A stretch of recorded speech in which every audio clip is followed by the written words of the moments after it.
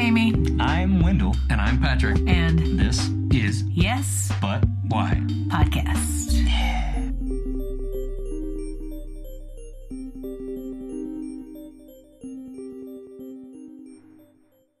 So, Irene, thank you so much for being on the podcast. Aw, thanks for asking me, buddy. It's been a while. Yeah, it's nice to talk to you, and I'm really excited to talk to you because we both have had our comedy lives sort of intersected and separated and sort of intersected again.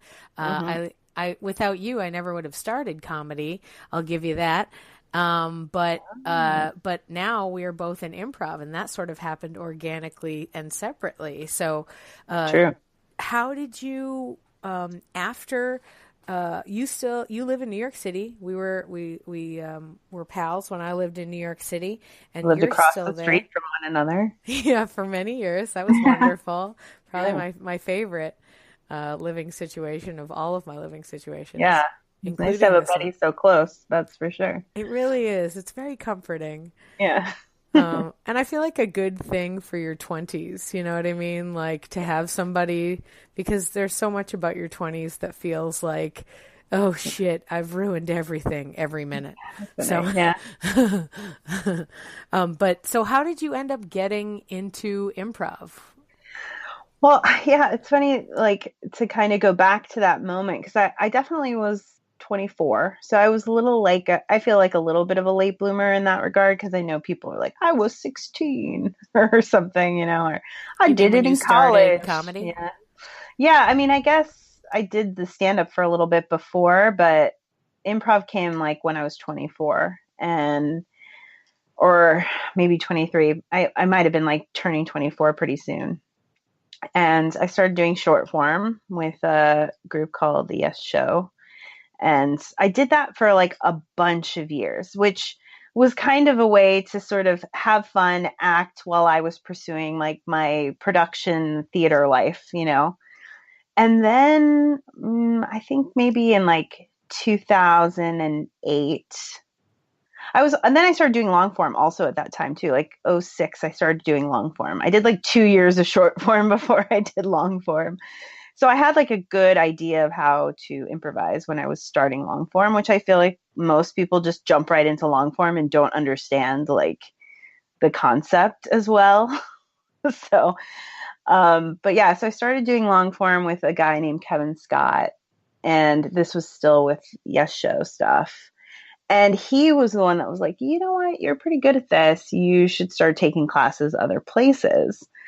So I started working at the Pit. I started doing a couple classes there at the People's Improv Theater. And then I happened to get into this thing called improvisation-news.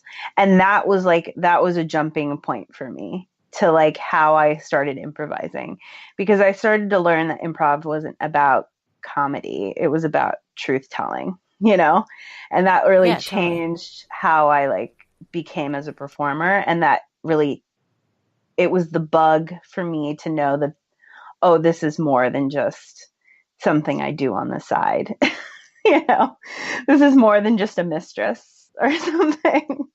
So at the time that you started doing improv, that's when you were working pretty much like full time doing like stage managing stuff. And were you directing as well? I directed some. Yeah, I had a few shows that I was directing as well. And I still have always directed, but I remember I was working at a theater called Manhattan Theater Source. So I was doing a lot of stuff there, but that unfortunately has now closed. So, but that was, you know, I've always been like kind of this offbeat theater person. I've never done musicals. I've always done like strange, weird shows. So I think that's why improv called to me too, because it was about like the strange. It was about discovering and dissecting, you know. So to be honest, I feel like what I consider our like, you know, the beginning of comedy in the alt comedy rooms. That's what they call them these days. Like when comedians who are famous talk about the rooms that we used to do stand up and shows in, they call them the alt rooms. But in the alt rooms where we started, there was definitely a vibe that I think lended very well to improv. And when I started doing improv myself, I was all like, oh, this is the same vibe that, like, you know, the Anti-Slam had. They were like, you can't tell somebody that their art is no good. Everybody gets a 10. And I use that a little bit when I'm teaching. Like, I'm like, every choice you make is a good choice. Everything you make, you just have to embrace it. If you make a choice and then you kind of go like, maybe it's not so good, then that pulls the air out of it. That's you taking the air out of your own choice. So yeah, I feel like a lot of the stuff that we did and the communities that we were part of early on were a good breeding ground for like improv. So I myself felt drawn to it as well. So I love that you're doing it. So tell me more about Improvisation-News. What about that show really like made you like lock in? Well, it was sort of the first time I really got to like, it felt like, I think it had a similar feeling to what people experience at Second City, you know, and it was trying to be, sort of that kind of collegiate improv study, if you will, improvisational study. And so I was, you know, working with this group of friends who became very good friends, and like, I guess it was 2012 is when I auditioned for the group. And that was sort of also like, you're auditioning for this new thing. So we also kind of all got to build it from the ground up, you know? Oh, great. So you were the first troupe that was Improvisation-News. Yeah. Great. Yeah. Fun. And so we were working with this guy, Scotty Watson, who's still a really good friend and mentor of mine today. And he was from Second City, Chicago. So we were really kind of learning the Second City style of telling story, speaking our truth, working on relationships, and, you know, it being more of a thing than just trying to be funny. You know, it was never about trying to be funny. It was trying to be truthful. So, and so it was this thing that I did every weekend for like 2 years. And at some point I realized like, oh, I've graduated from this experience because I'm no longer the learner. I'm the teacher, you know, like I've now been able to grow from my short form experience to, you know, those classes that I took at the Pit at that time, to this experience that I was able to kind of really realize that I was ready to teach as well, you know? And and I started to like kind of open this door to working with these kind of legendary teachers, you know, in their own right, because they had been doing it for so long. Specifically Gary Austin, who was the founder of the Groundlings. You know, I sort of was able to be introduced to him because of Improvisation-News, because of Scotty Watson. And all of a sudden I had this like amazing friendship with this man who was at the time like the living legend of improv, you know, because Del Close had passed away, and, you know, so I got to kind of meet Gary and really learn a lot from him about what the work is, you know, and that's what he always called it. It's the work. You know, so you said you got to the point where you had become the teacher. So then did you separate from being a performer with Improvisation-News, and did you teach, or did you just heighten your level of education by going to seek out lessons from higher level teachers like Gary Austin? I would say both. Both things happened, because it was at that time that when I was done with Improvisation-News, that I was ready to move on from that experience, that I started to work with a company in New York called Gotham City Improv. And that company was looking for a new artistic director at the time. And so I had applied for that position and got it. And so that was kind of a big deal. Yeah. Yeah, that's very huge. Yeah, it was pretty huge. You know, it was a struggle because Gotham in its own right as a school in New York had sort of gotten lost in the UCB, the pits, the magnet, so Gotham wasn't the same as it was when it was maybe in the early 90s and early aughts. I mean, late 90s, excuse me, late 90s and early aughts. It sort of was like the only shop in town for improv. And then it moved around a bunch. And so that's what I mean. It sort of kind of got lost in the shuffle, but they were still around, So when they were looking for a new artistic director, I applied for the job, and from a selection of my peers was hired in 2015. So I did that for that entire year. So I sort of had an artistic director title for a year of my life. That's super intense. That's like so much. What did that entail? I know what artistic director means to theaters that I've worked with here in Austin, but what did that mean for you? Like, what were your jobs? What were you responsible for?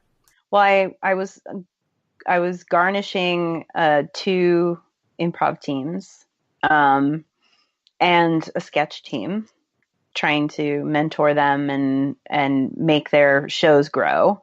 And then on top of that, trying to work on building the school back up, and that was the hardest part was the school. So you were part of the conservatory too. Like you weren't just running shows, you were doing classes and stuff and trying to fill them. Were you like talking to new students? Trying. Yeah. And it was, I had one guy who was also working with me. So it was kind of a 2-person operation. And so he was kind of the administrative director and I was the artistic director. And so we would put out ads and trying to get people to come. And it was, we were trying to do shows that were like jam style shows to get people interested. But it's not an easy task filling classes, when you're like, 8th on the totem pole of all the improv schools that are in New York City. There's a lot of improv here. So yeah, plus no matter what city you're in, people that are taking classes have an expectation that you're gonna promise them some sort of success. Yeah. Like it's like, and that you'll get to be on a team and you'll get to audition and like you're gonna be on SNL. I bet you that's way worse there. Oh, I mean, that's half of the reason why most people improvise in this city. I feel like that's half the reason why every person in every city improvises. Yeah. I mean, want to be famous. I mean, one of the biggest things, and the theater, because it just sort of transitioned, has a new conservatory director. So like Fallout's got this new conservatory director, and we were talking about that, the idea that like people just think they're going to go and be on SNL. And the thing that's even worse, because we want to tell people like, oh no, you can't just assume that. You have to work real hard, and then there's chance and luck and who knows. And the thing that makes it worse is that a stand-up from Austin is an SNL writer this year. And so the whole town is like, whoa! It can happen. Yeah. But he's like a baby child. Like, but not to say that he wasn't wonderful, because he really was. I mean, when I heard that he got it, there were a few people that were like, rah, rah, rah. But I was like, are you kidding? He was fucking amazing. Like, he's not, he didn't get it because he was like, Lorne Michaels' cousin or whatever. Like, he's good. Yeah. And, writing well. Yeah. But he was like 20. Like, he wasn't even 21. He was like 20.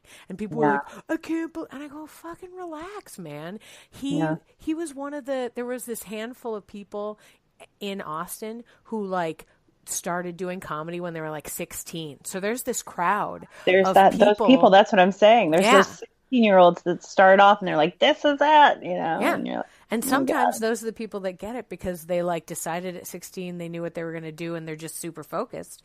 And sometimes it's just random chance and bullshit. I'm always like, don't hold too much of it inside of you. Like when I'm talking to students, like I'm like, don't hang your hat on any one job or any one gig or any one thing. You don't know what, even the worst gig in the world can get you a great opportunity afterwards, and you just don't even have any idea. I mean, from what I understand, a few of my friends who had even tried SNL had weird experiences, but came back with it in a way that was like, now I've learned the like direction of my career based on the conversations that I had. And I was like, yeah, maybe you didn't get the thing you thought you wanted, but if it can set you on the right path to like really figure it out. I'm super into the teaching mode. Back on you. I was like, we're talking about teaching, but I want to talk more about this artistic director thing because it sounds insane. How'd that year go? Is Gotham booming? No, unfortunately. I mean, the answer it really fast. It was a struggle because while, it was a non-for-profit, so there was a board and, we were interesting. And I love working with a non-for-profit. I thought, it's nice to have that there's somebody else to talk to. So you're not just making all these decisions roguely on your own, but they had certain things that they had planned for. And at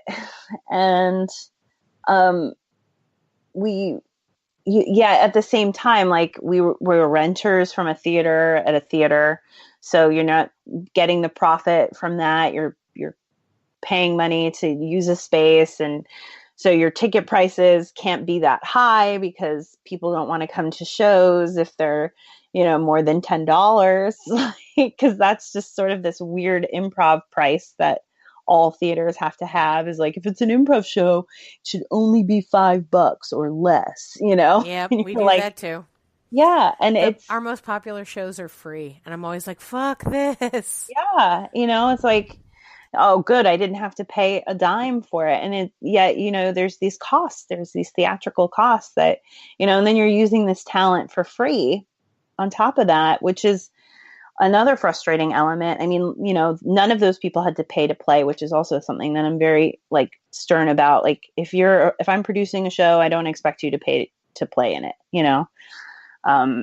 but that's not the case for a lot of improvisers working on house teams, So what do you mean by pay to play? Is it like the bringer shows with stand-ups where you have to pay money, or is it like you have to take classes here to be on a troupe? Is that what you mean? Yeah, you have to take classes, and then on top of taking those classes, then once you get on a team, you have to pay your coach and you have to pay for your rehearsal space, and you have to do that every week, so we expect you to rehearse once a week and pay for your coach.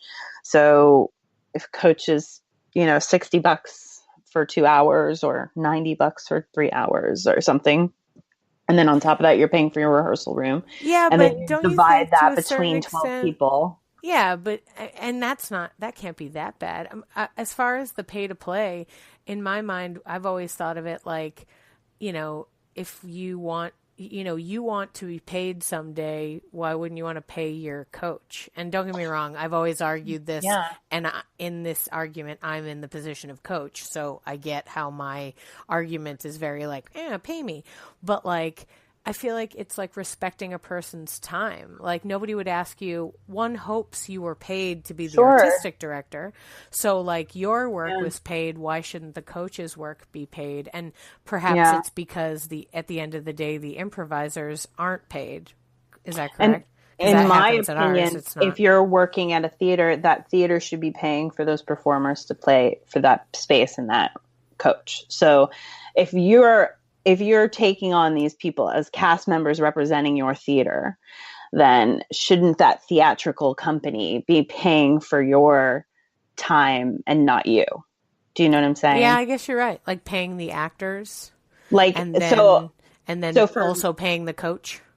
Yeah. So for Gotham, nobody ever paid to be on Gotham with me. The company did. The company paid for any time that was used with a coach or with the spaces that were used. So they never had to pay to play, but people got paid appropriately if needed, the space, the coaches and things like that. Here we do a lot of, I guess, pay to play, like, because I pay coaches and I pay for rehearsal space and stuff like that. But I think it's more like I mean, I think, and we were having conversations about this, about like, because I was like, it's getting really expensive to pay for this one room. Maybe we don't have rehearsals here. And then they were like, no, we'll give you a discount because you have a regular show, or, you know, whatever. And then we were talking about it, and it was like, we need to figure out how to, like, who does this belong to? Because, like, if my show that I do belongs to me and I can take it to another theater, then I'm happy to pay.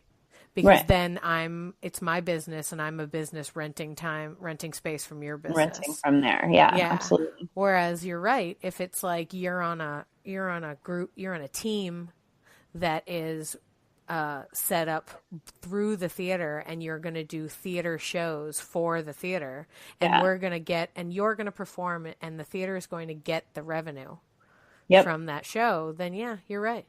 Absolutely. They're getting the revenue from that show, and they're getting clientele because people see that person performing and go, well, that must be what they're doing here. You know, so therefore now I, person who walked through the door just randomly and enjoyed the show, went, oh, I can also take classes here, you know? So there's that kind of element to it so, I mean, with Gotham, that wasn't the case. I mean, Gotham was, you know, very much on par with like this mindset that I'm talking to you about. And yet at the same time, you know, there's these bigger umbrella companies that are already here. So, and that have the SNL clout that you speak of, or the TV show clout, you know, people that... All it takes is one, though.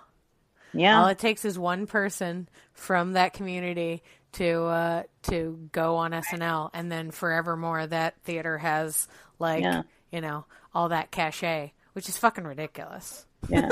Because like all the people through Gotham were like, you know, in their like late 40s, early 50s, you know, they were like, oh, blah, blah, blah from the Simpsons writer, came through the school, and I'm blanking on her name, but she's in like Best in Show, and she's Stifler's mom, and that girl, that woman, Jennifer something Coolidge. Yeah, there we go.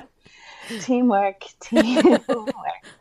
But Jennifer Coolidge was also a Groundling, so here she had like kind of done this Gotham City Improv thing way back in the day, but then she moved to LA and was a Groundling. So like, yeah, she was Gotham, but Groundlings take her too, you know? So people are like, oh, well, I thought Jennifer Coolidge was a Groundling. And it's like, well, yeah, she was, but she's also Gothamite. I don't know what they called it. Yeah. Well, it's funny too. I mean, the weird thing is, I find that it happens a lot of times. There's the people that are in it for like the end game, who are like, I want to do something with this, or like, I want to be a blank or whatever. And then there's like an actor, or, you know, I want to be a stand-up, or whatever the thing that they want to achieve. They go through one program and then they're good.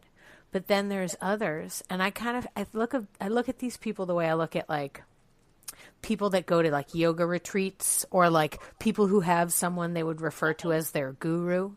Like some people take all the classes at one school, and then they go and they take all the classes at another school. Right, they're double dipping. Like, yeah, they're the ones that like go to Chicago for the summer to take the summer intensive, IO summer intensive, and then they go to like, you know, upstate New York for like the Memorial Day camp out improv, like all sorts of the stuff. And I love the difference between those people, because those people, the people who are going to go to all those classes, they're not trying to get on SNL. This is their life. This is what they want.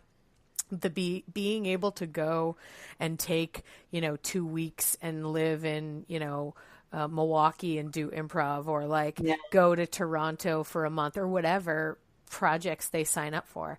That's the lifestyle for them. I personally am hoping to develop that lifestyle. That's what I'm hoping for in my, like I'm teaching and I like it, but I would love to be one of those people that goes all around and takes all the classes. Yeah, you know, weirdly, before the new movement dissolved, the like rule with them was that we weren't, the teachers, myself and the other teachers, weren't allowed to take classes other places. Mm-hmm. So Yeah, I never that's a took big classes. rule at a lot of schools. Is it? Yeah, it's weird. That is very weird. It's like the worst rule for teachers. Teachers need to be constantly taking new classes. Right.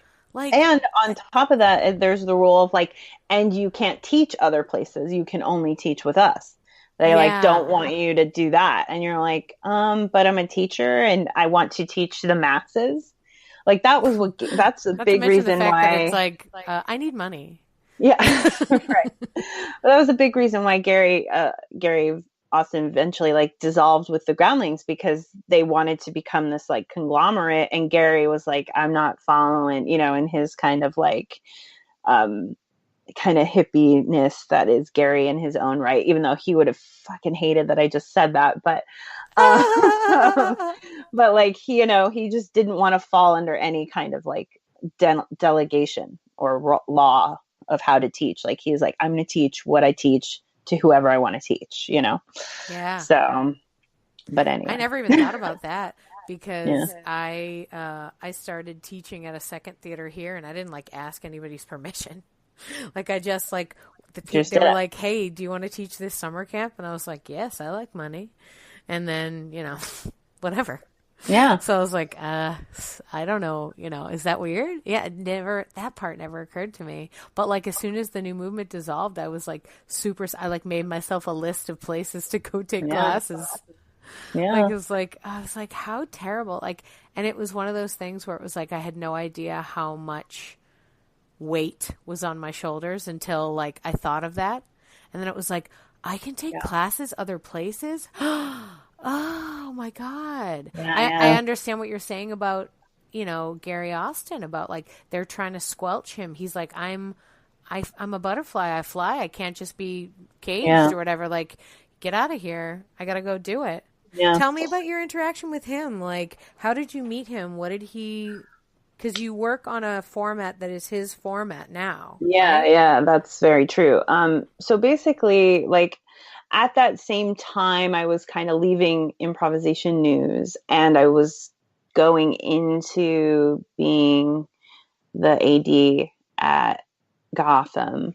I was also still taking these workshops that would happen through the company that I'm most a part of now, which is Ann Theater Company. And that he would come into town, Gary would come into town to teach various workshops. And that company I knew about because of Scotty, who was also doing Improvisation-News. So he was kind of working at both places.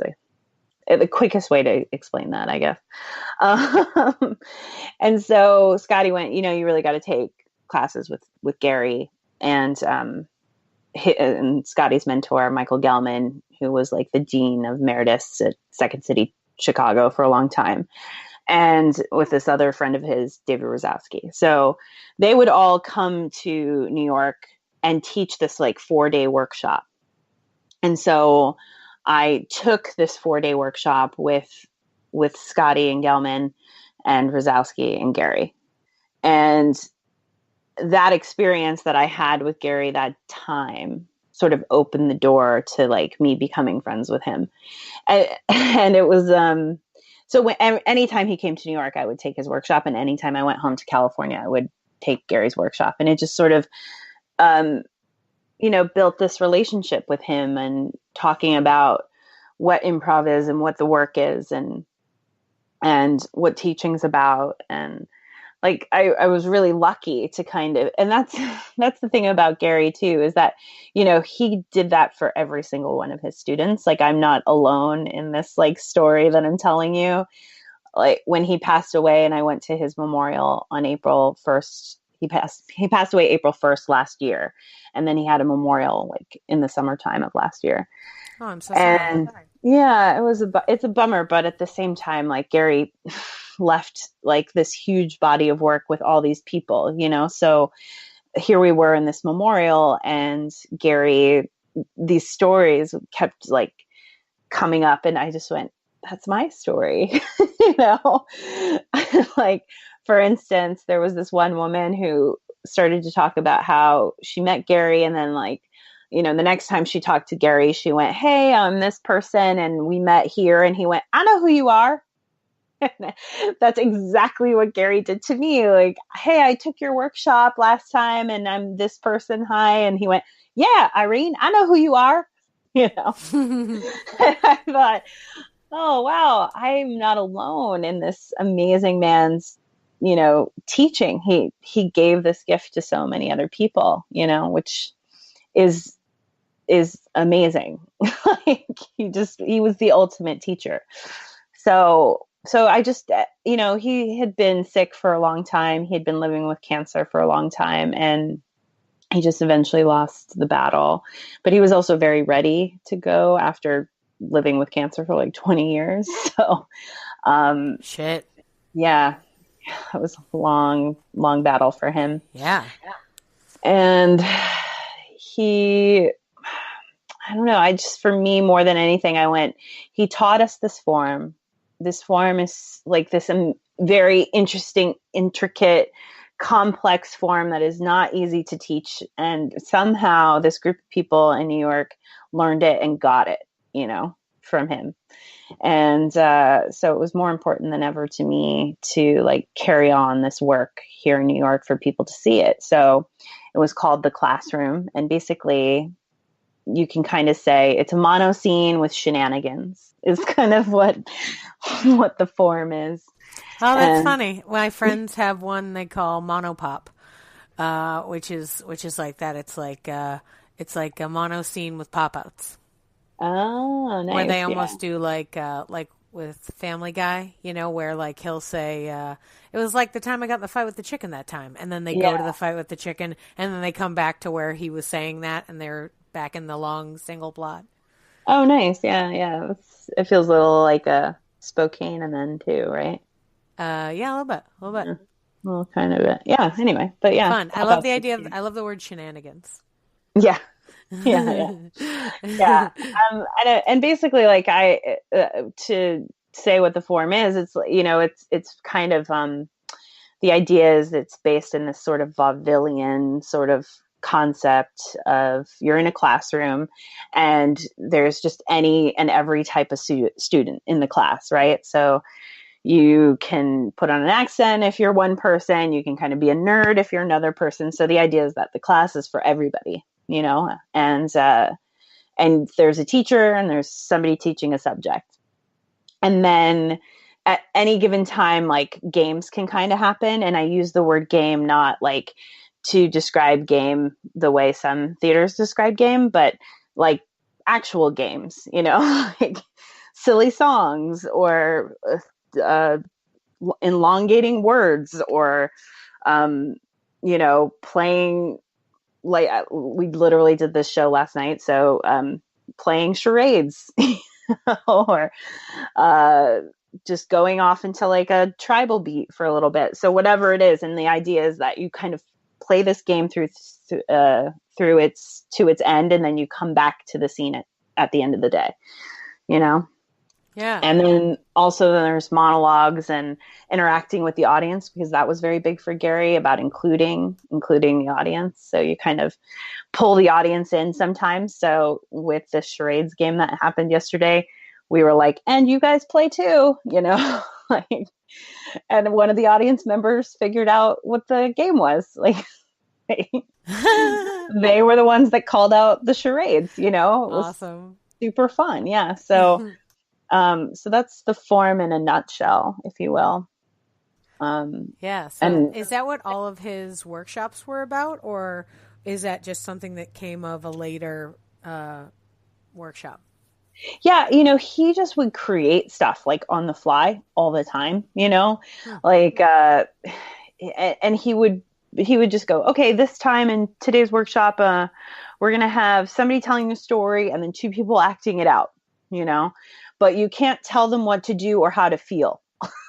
And so you'd be like, okay, Gary, like, then what am I doing narrating this stuff, and I can't tell them what to do or how to feel, and so you kind of went, okay, I just have to tell them, like, and not in the sense of what to do, but like if whatever's happening on the stage then kind of add to it, like yes and to it, it's very complicated stuff, like because he liked to make it complicated.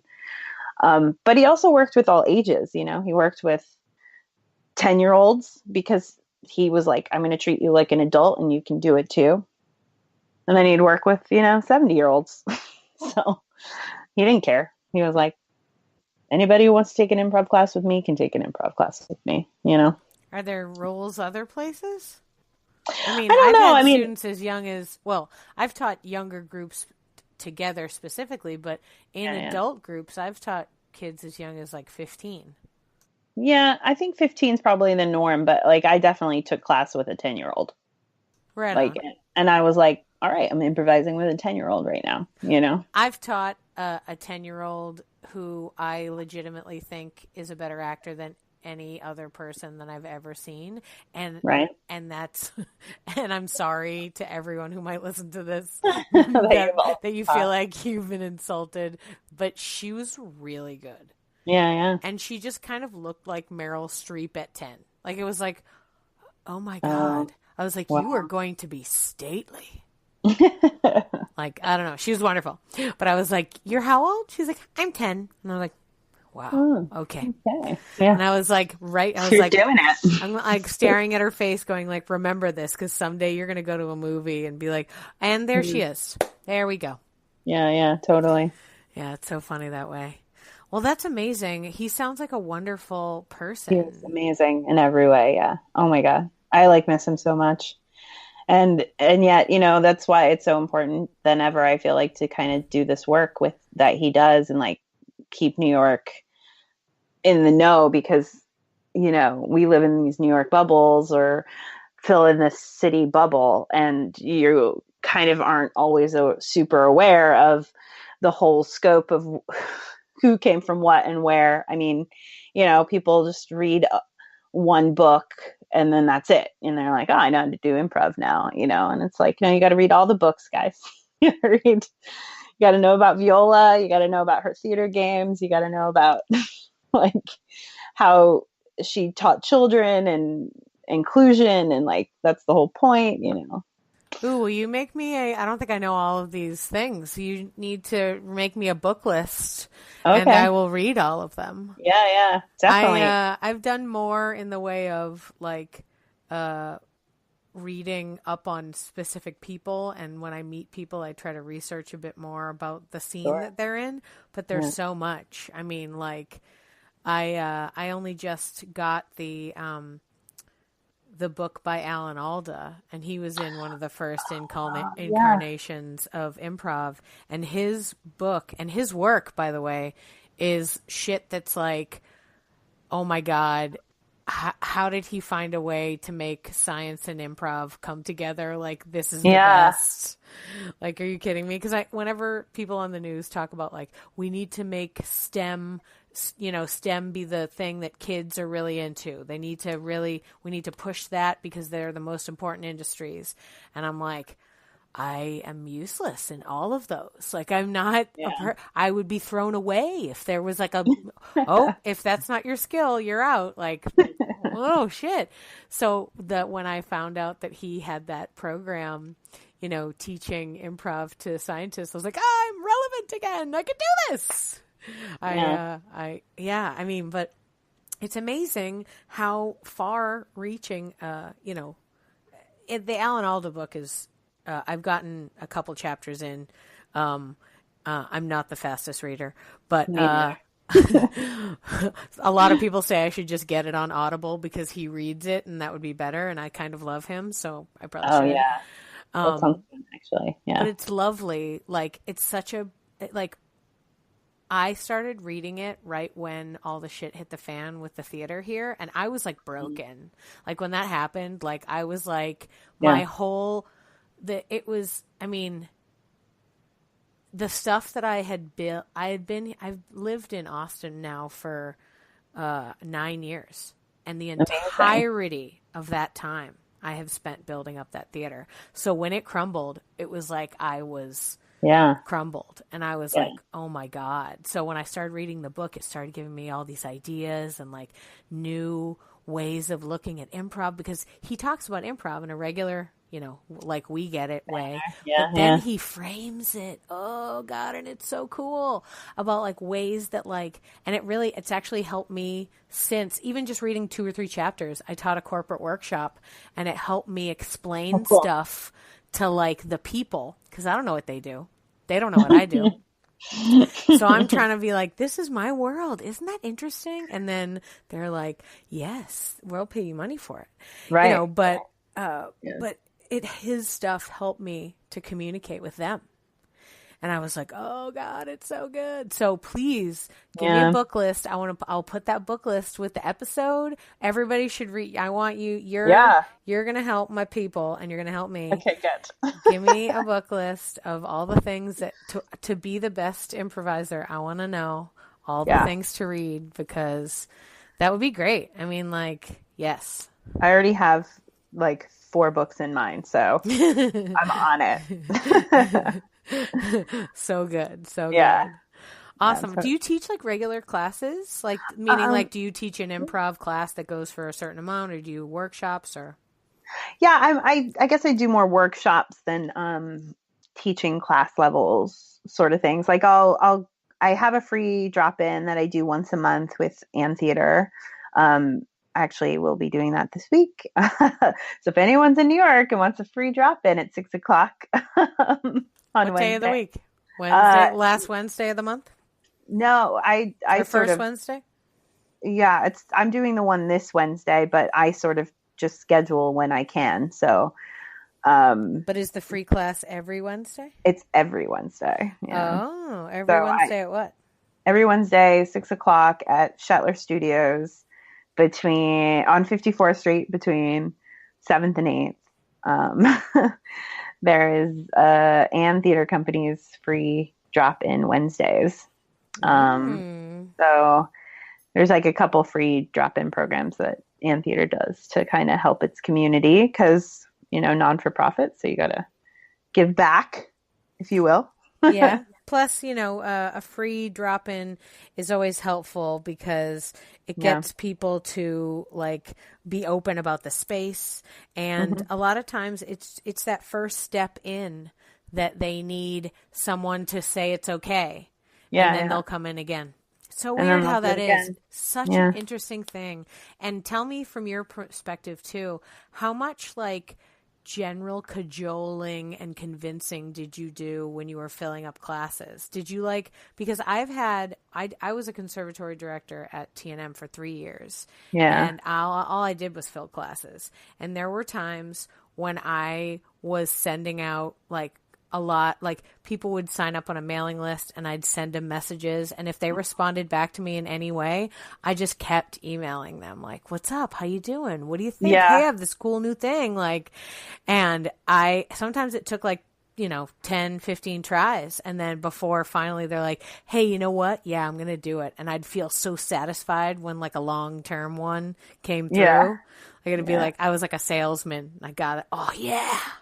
Did it. Yeah. What was your experience of it? I mean, it was very similar to that. You'd have this free thing for somebody to come to. You'd ask them to write down your email.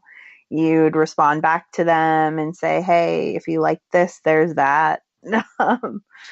And, a lot of times people would even sign up and then not decide to come because, and then we would honor their payment for another class session, but then we would have to struggle to fill up the next class. It was just constant in that way.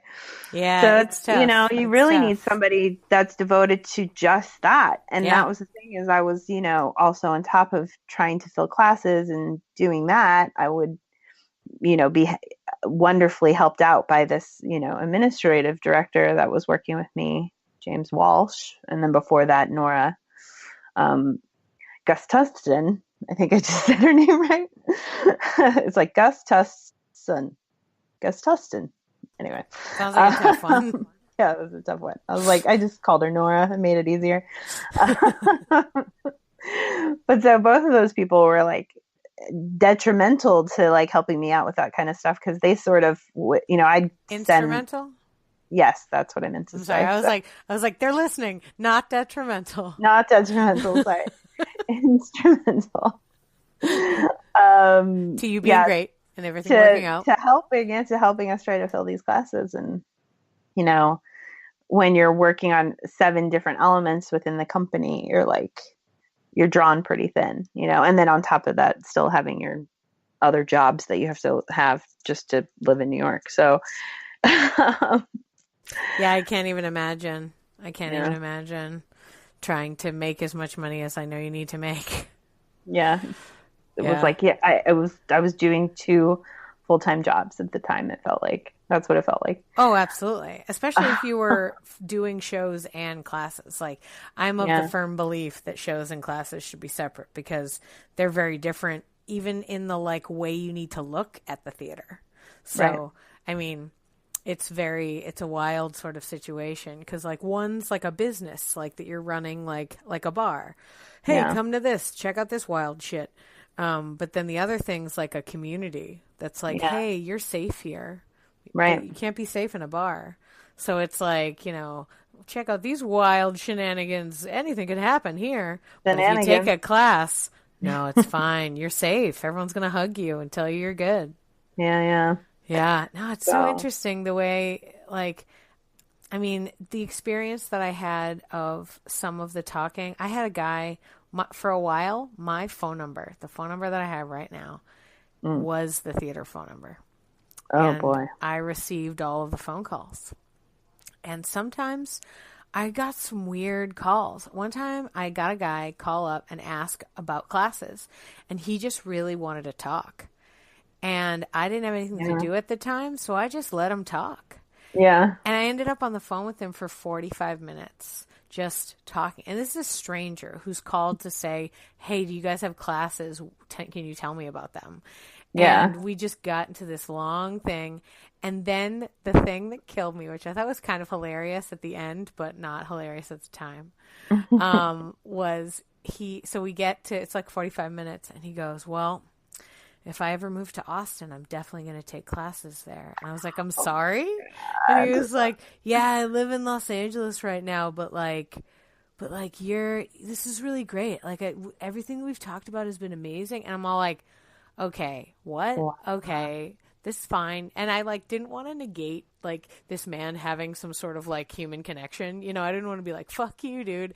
Because he was like, I really appreciate you talking to me. And it was like, okay, great. I'm glad I could be your counselor for 45 minute, but there's no way you're going to take class. Get out of here. Yeah. It killed me. I mean, now I have a laugh about it, but at the time I was pissed. Yeah. It's that's my time. You just brain sucked my time, basically. Pretty much what you did. Oh God, so funny. So, the community that you're mainly a part of now, the And Theater, what is your position there, and what are the shows that you're excited about? Yeah, well, what's great about And is that they're just so open to having you be a part of so many parts of their community. So I've gotten to do plays with them recently, which is great. Exciting. I was in this wonderful little 10-minute show with this guy who was just an amazing actor. So I get to be an actor sometimes, which is really nice. And then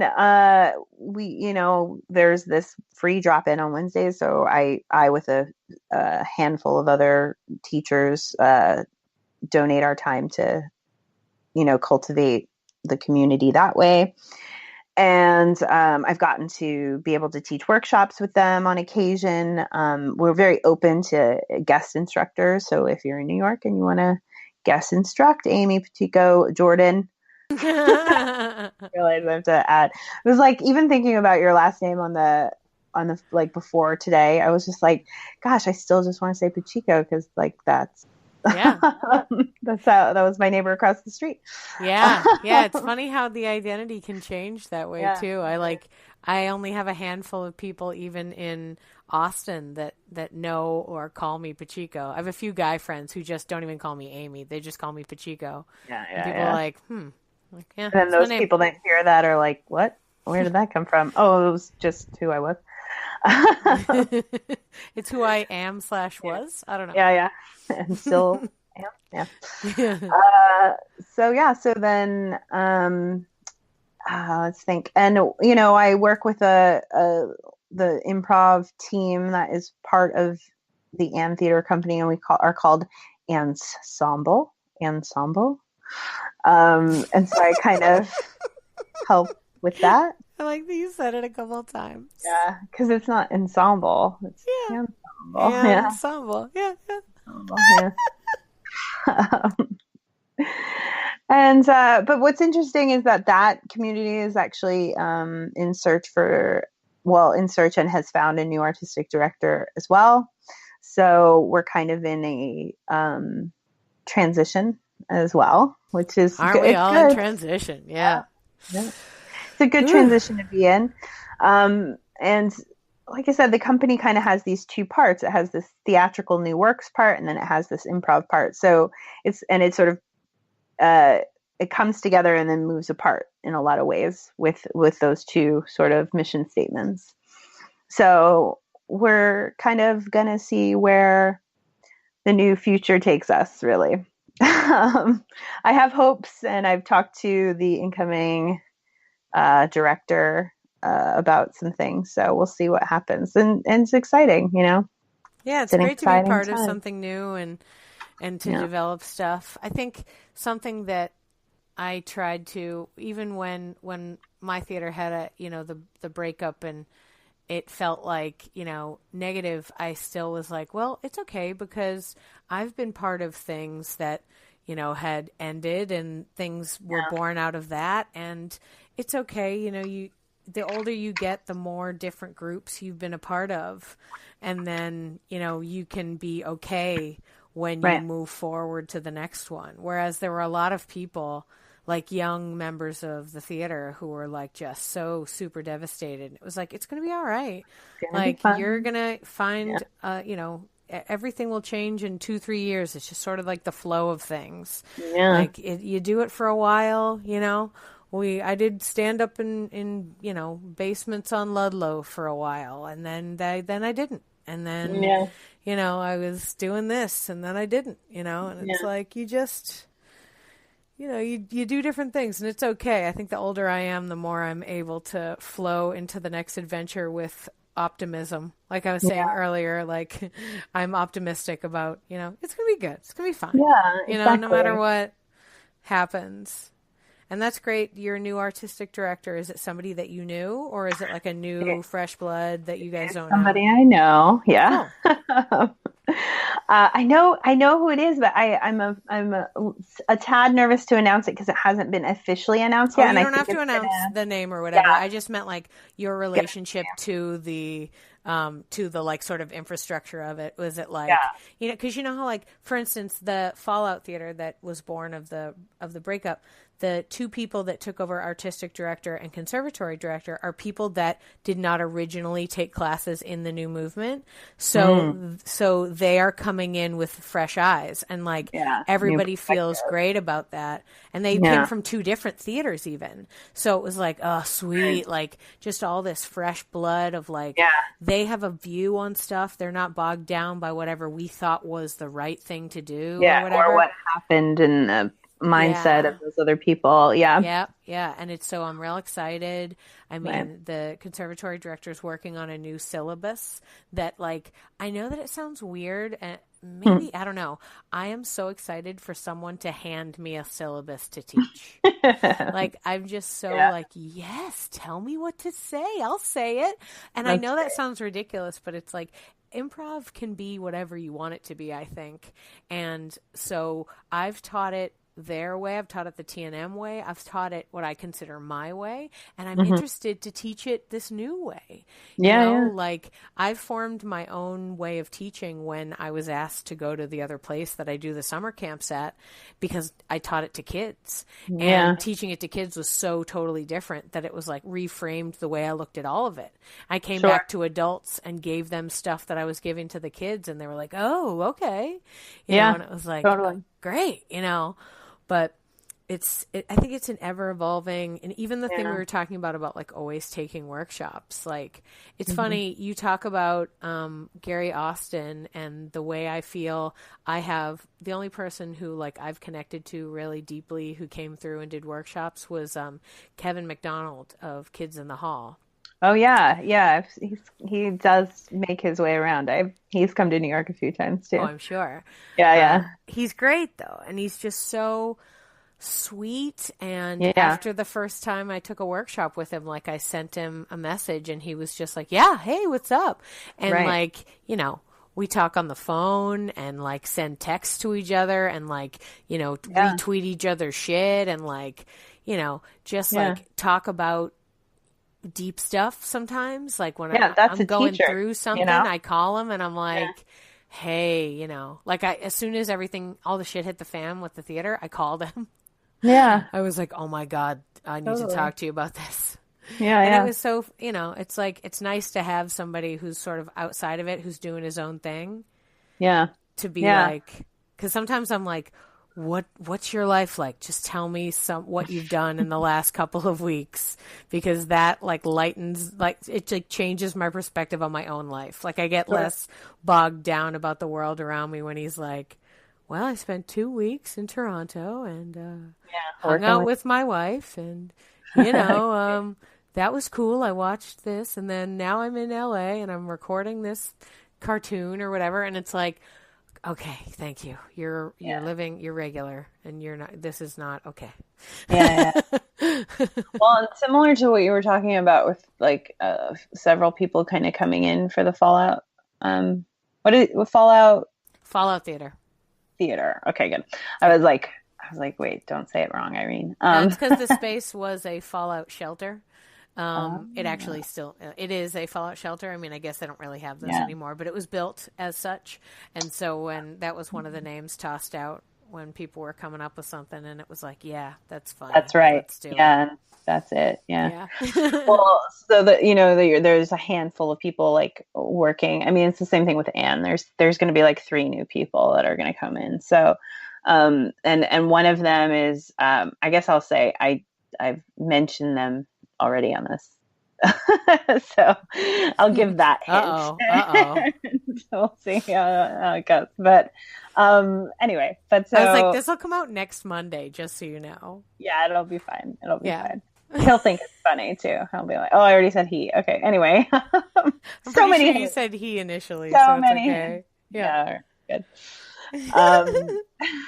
But yeah, I mean, that's just, that's one thing I always say, like, you should really, to be the improviser that you want to be, just seek out any kind of moment you want to take. So whether it's that workshop in Milwaukee, like we were talking about, or, going to that the summer program in Chicago. I mean, that's what I feel like improv should be. It shouldn't just be one technique in one way, because you are the improviser that you are. So you are going to improvise in a style and technique that is individual to you. So, yeah, I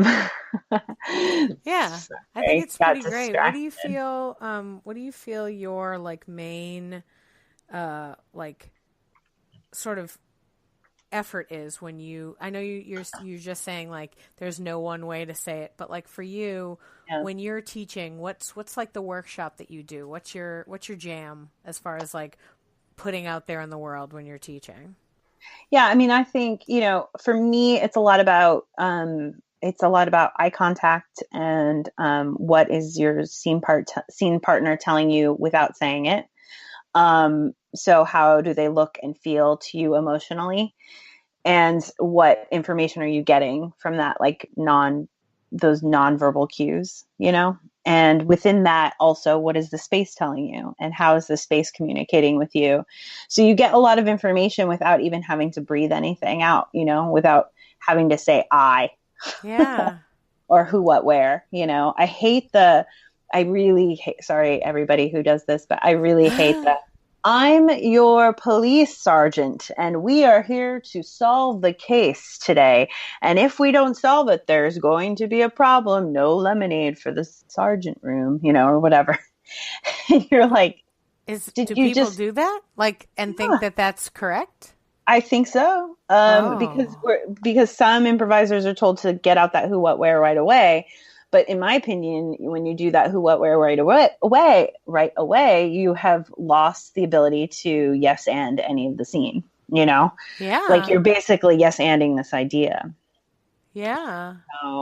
So I really try to stay away from who, what, where happening anywhere in that first 5 lines, It should happen much later.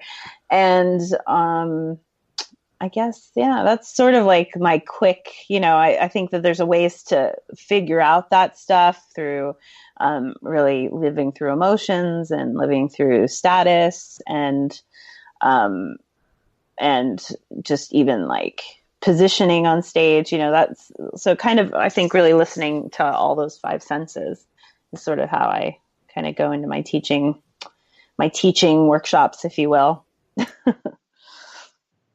And then hopefully, that leads to people seeing that there are other ways to improvise. Because I watch a lot of improv in this town, and I see a lot of people who just want to be funny, and that's never my goal. Is to be funny. My goal is to be truthful always. So, yeah.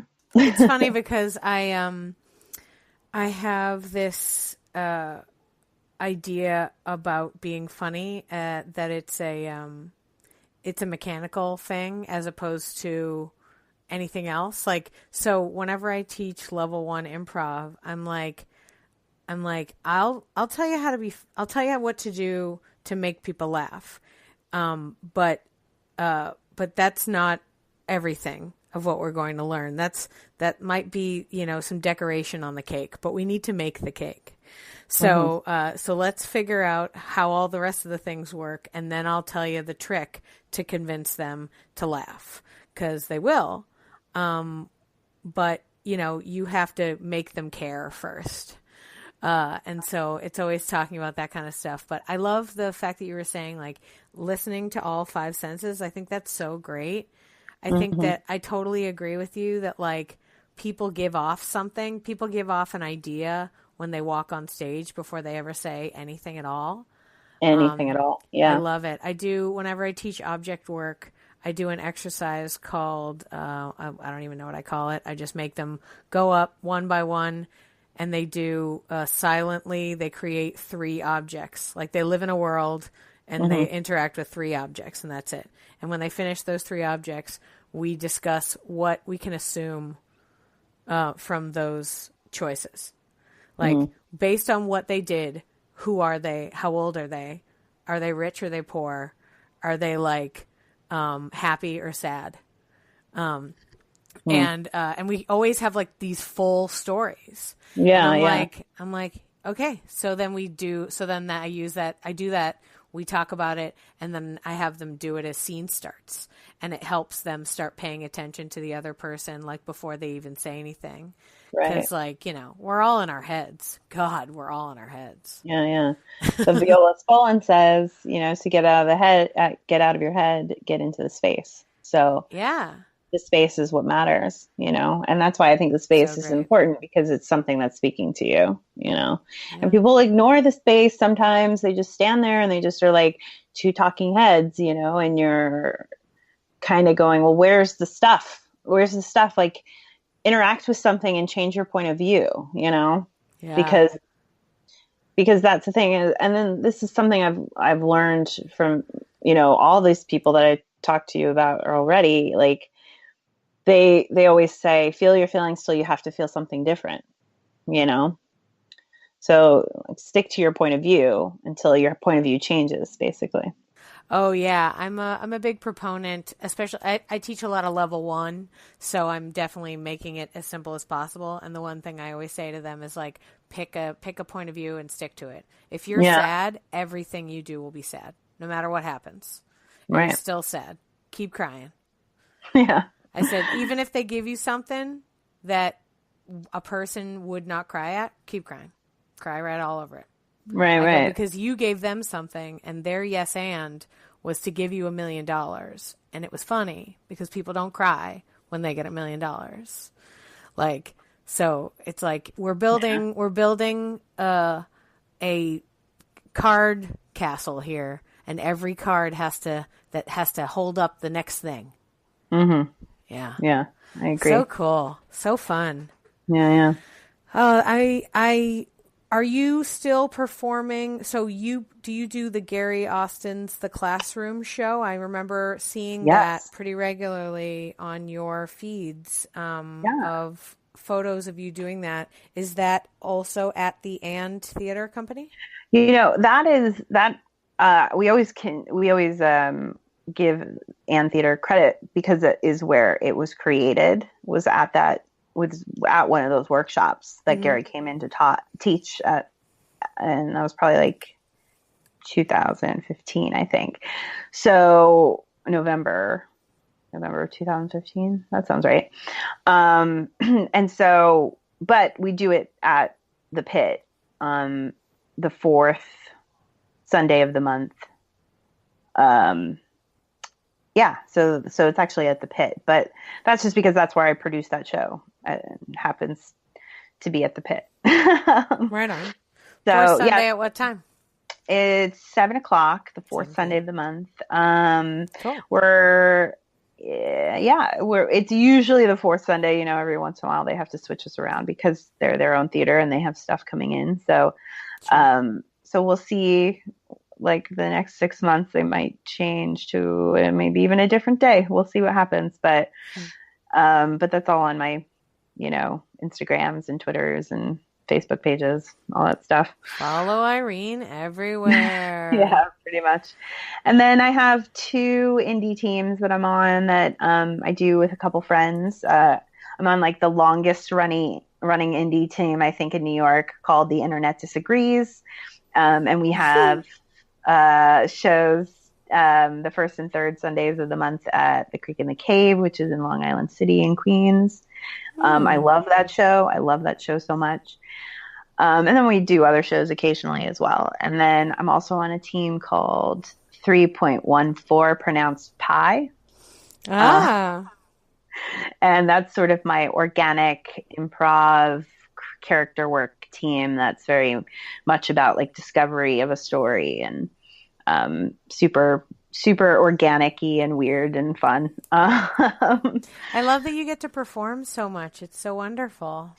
Yeah, no, I think it's definitely, I love teaching too. I love it so much, but like I couldn't teach if I didn't perform, because they really go hand in hand in my opinion, Absolutely. I need to perform more. I feel like I've just sort of gotten myself into a rut of teaching, and then, everything's just theory and notes, and I haven't performed in a while. I cut down on a bunch of stuff after I had the baby, so it was like, oh, shit. Yeah, there's a lot of other things at play right now. Yeah, it's super weird. It's like a crazy transition for everything. Yeah.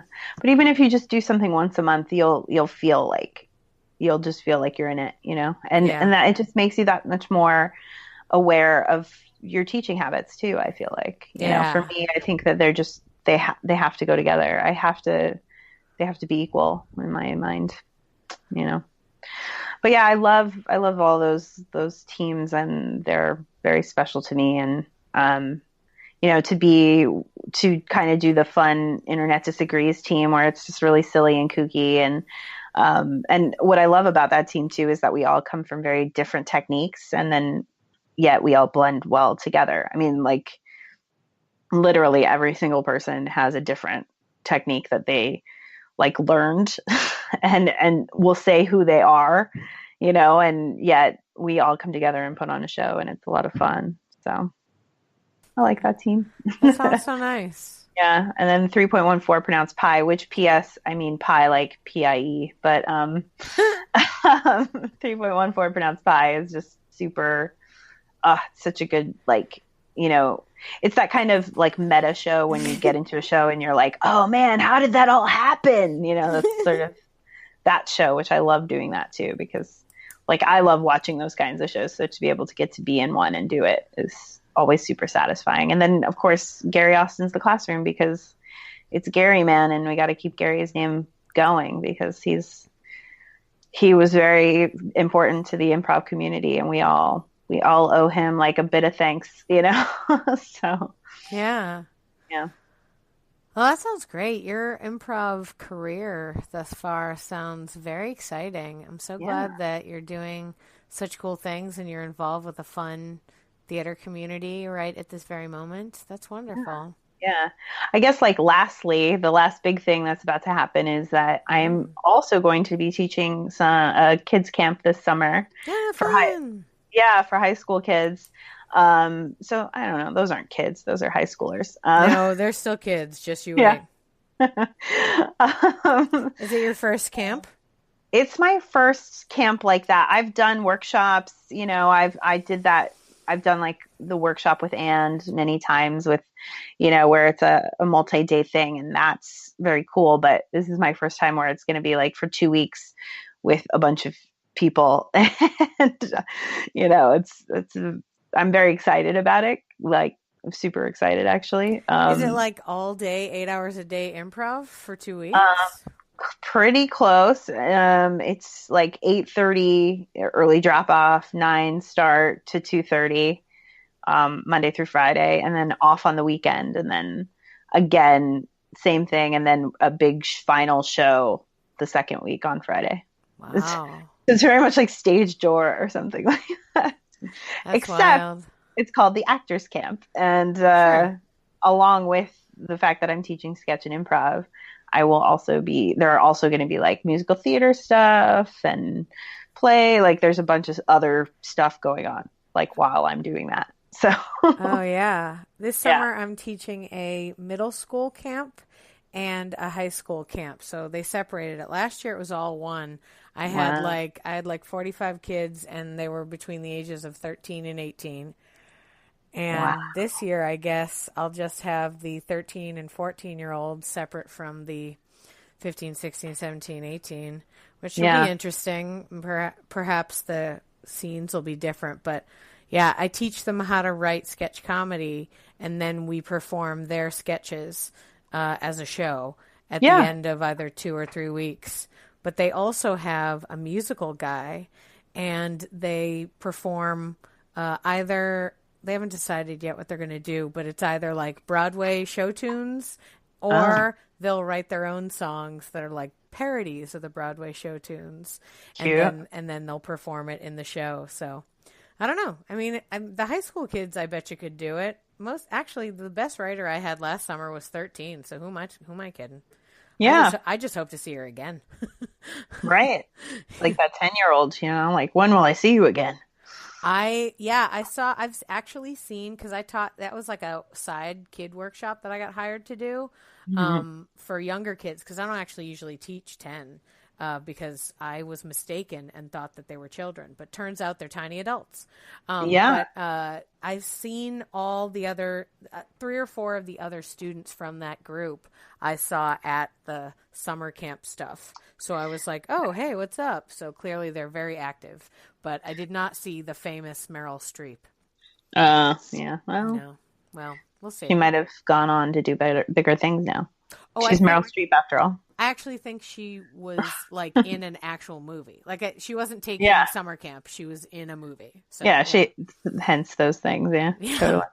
Yeah, she can take summer camp, I guess, later when she's, you know, not acting in like major Academy Award winning films. Okay. Yeah, totally. Totally. Oh man, if she becomes famous, I'll like send you a message like, this is her. It happened. Yeah. Yeah. Who knows? A lot of the ones that I knew, you know, in New York, people that I did Williamstown or NYU with are famous now. Yeah. I see them on television all the time. I'm like, oh my God. Yeah. Crazy. Yeah, that's true. I just like congratulated a bunch of people this week that got like the new Kim Possible movie. Right? I mean, it's So, just, you know, Yeah. I like it when people that I know do well. I know a lot of people don't. Well, you say of course, but there's a lot of people who are negative about it, who like, you know, somebody does well and they're like, that bitch, or like, they didn't deserve it. I'm like, how about you relax?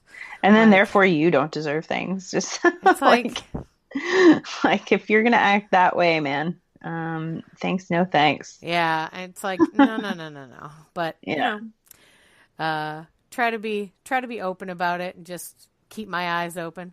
I figure I'm going to be in Austin doing theater for a long time, so I'll just keep my eyes open. And if you reveal to me that you're a jerk, I will just note that for later projects. Yeah, and then be like, And then later when someone's like, hey, what do you think of so-and-so? I'll be like, no, I don't think so. We don't need that vibe here with us.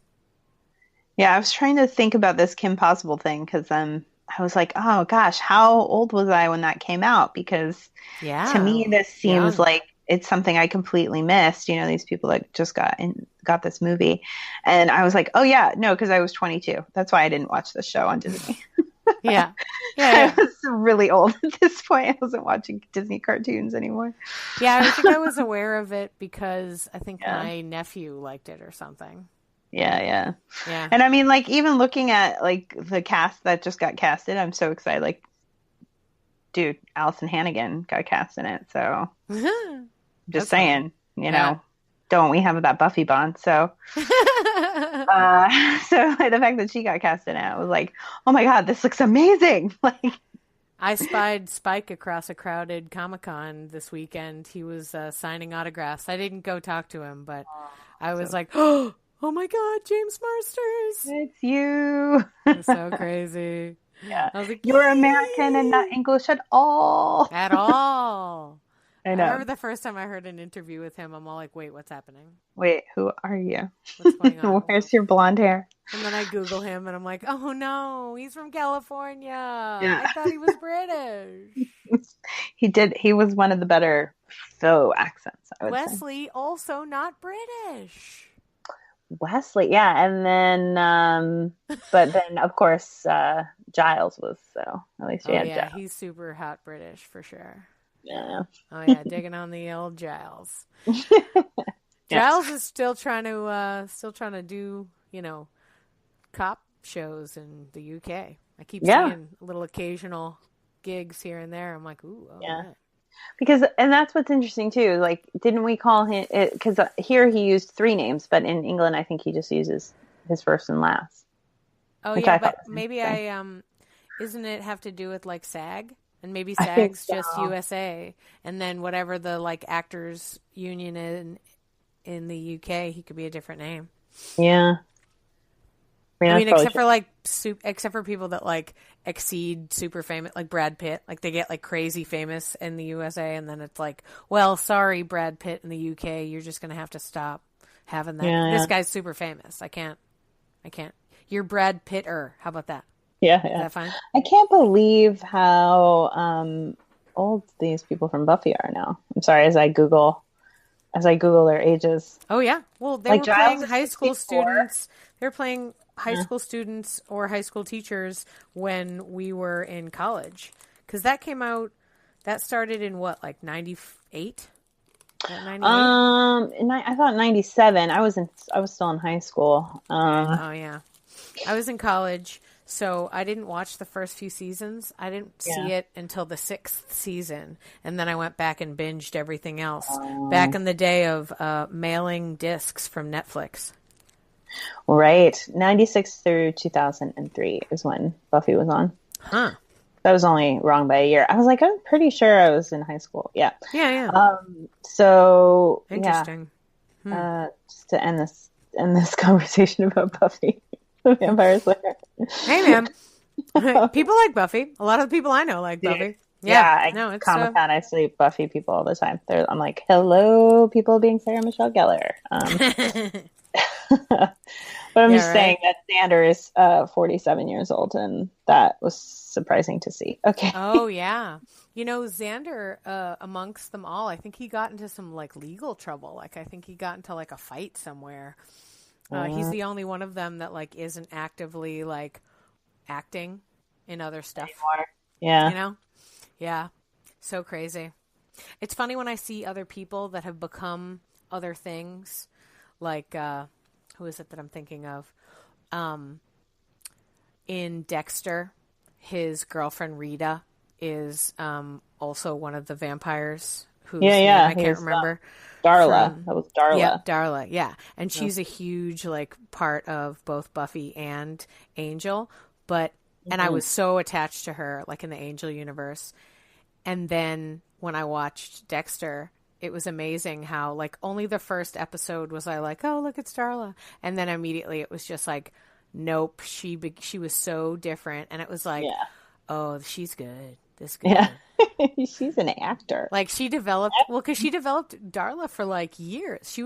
Her character was in the pilot episode. Yeah. And then she's all the way through to the end of Angel. That's like, I mean, that's going to be like 10, 11 years, right? Playing the same character. So, I heard an interview with the guy who played Ted, who said he felt like he was like worn out and couldn't do any other character but Ted because he did it for so long. So she does it for forever, and then all of a sudden turns around and she's this meek little like helpless lady dating a serial killer. It's like, oh my God. Oh. Yeah. Oh, Julia. She's so great. Julia Benz.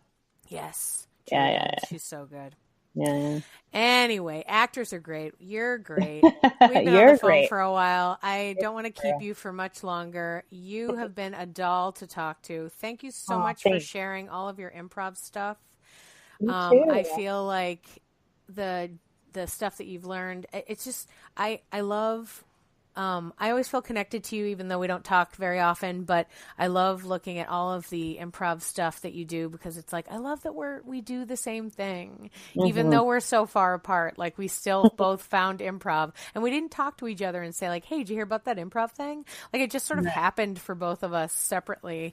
And I'm like so happy about it, because it's a really great art form. And I feel like it's just so the longevity of it. I mean, you talked about how one of the theaters you were part of had, members in their 40s and 50s. And I think about a few of the people here in town are in their 40s and 50s. And I'm about to be 40. And I'm like, yeah, that's right. I'm going to do this forever. Improv's not like a thing for 20-year-olds. I can do improv until I'm dead. Like, I love it. I love it. So I really, it's so good. Yeah. Yeah. I agree with that. All those things that you just said. So, but thank you for asking you're dead. to talk to me too, because it's nice to talk about this stuff, because you really can just really dive in, So everybody read my book list, and I'm excited for this book list. I'm like legit. Like I said, it's next Monday, so if you have time this week to send me that book list, I will put it on the post so that everyone listening to this episode can also go and buy these at Amazon and learn all the things they should learn. Yes. I'm on top of this. That's for sure. Fun. Well, thank you so much, Irene, for taking the time out of your evening and talking to me. And it was really great catching up with you. Absolutely. Anytime. All right. I'll talk to you later. Yeah. Thanks so much for calling. I really appreciate it. For sure. Enjoy the rest of your night, and say hi to Stefan for me. I will. All right. Let's talk soon. Totally. Okay. Bye. Bye.